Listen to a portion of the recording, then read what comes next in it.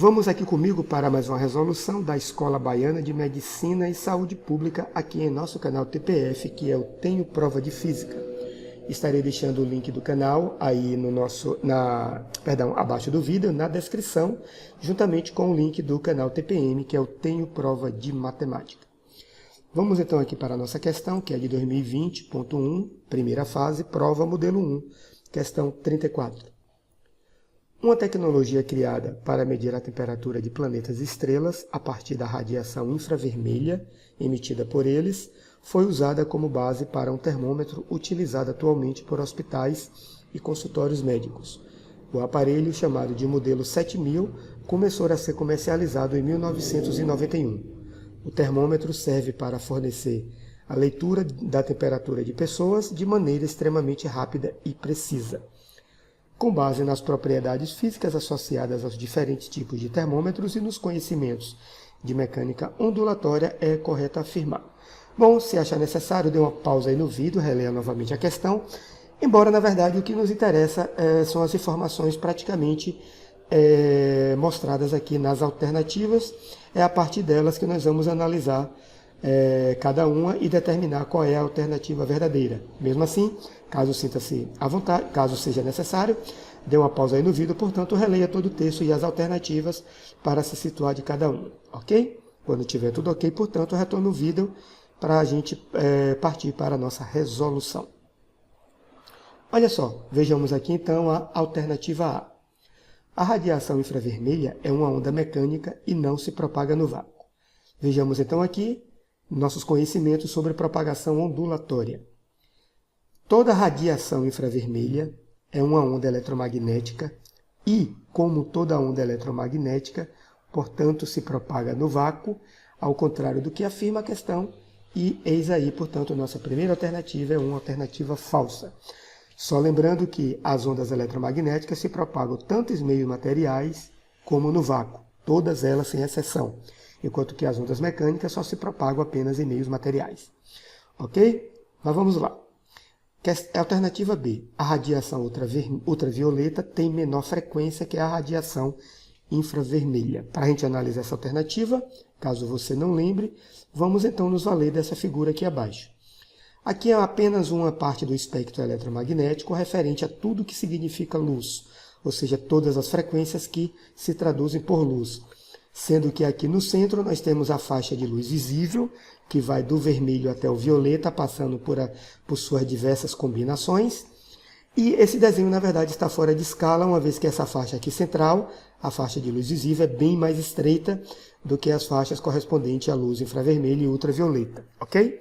Eu só deixei fora de escala aqui propositadamente para a gente poder visualizar melhor.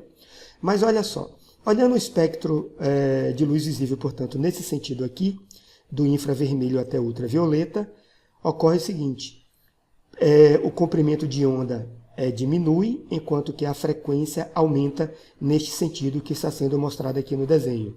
Então, vejamos aqui. No espectro eletromagnético, no sentido da cor vermelha para a cor violeta, o comprimento de onda diminui, enquanto que a frequência aumenta, uma vez que essas duas grandezas são inversamente proporcionais. Então, vemos aqui, por exemplo, que a frequência do ultravioleta, que, portanto, no final, é maior do que a frequência aqui do infravermelho, o que é o oposto do que a questão afirma, e, portanto, temos aqui uma questão falsa. Tudo bem? Vamos, então, aqui passar para a nossa alternativa C, que diz o seguinte: um termômetro de mercúrio usa como propriedade termométrica a resistência elétrica do mercúrio e do vidro que o contém. Se você não se lembra o que é propriedade termométrica, vejamos aqui. Propriedade termométrica é toda a propriedade de uma substância associada à temperatura e que sofre variação com a variação desta, como, por exemplo, resistência elétrica, condutibilidade elétrica, dentre outras. Ou seja, é toda a propriedade que sofre uma variação com a variação da temperatura. Legal, vamos então aqui continuar. O que é que a alternativa fala? Que o termômetro que o termômetro de mercúrio usa como propriedade termométrica sua resistência elétrica. Mas olha só, no caso dos termômetros de mercúrio, vamos continuar aqui o texto. No caso do termômetro de mercúrio, a propriedade termométrica dessa substância usada para medir a temperatura é a variação do comprimento da coluna do mercúrio dentro da haste do termômetro devido à dilatação dessa substância.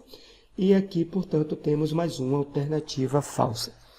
Tudo bem? No termômetro de mercúrio ocorre isso. Quando nós colocamos ele em contato com o corpo, para medir a temperatura desse corpo, esperamos que a coluna do mercúrio se estabilize após dilatar, e quando ela se estabiliza, portanto, ela vai indicar ali no bulbo, que é a haste do mercúrio, a haste de vidro, onde nós podemos ler a temperatura indicada.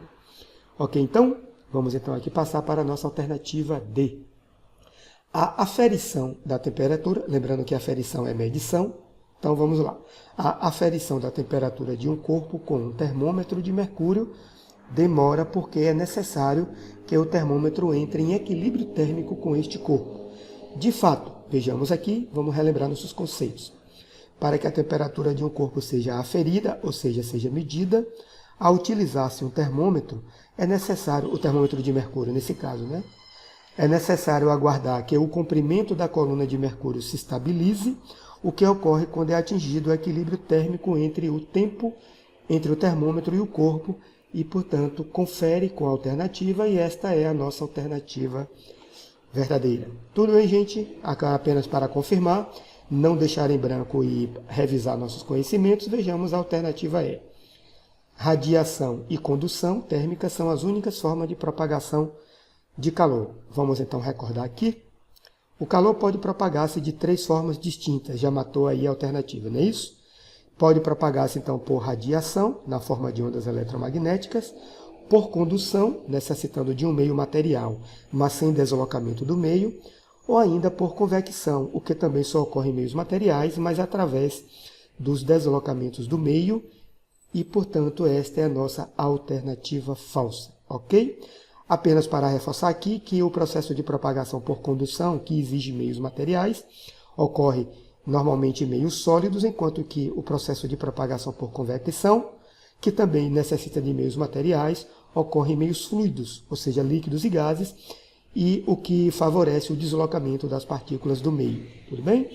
Valeu aí, gente. Muito obrigado aí pelo vídeo. Se vocês gostaram aí, peço que dê um like aí no conteúdo.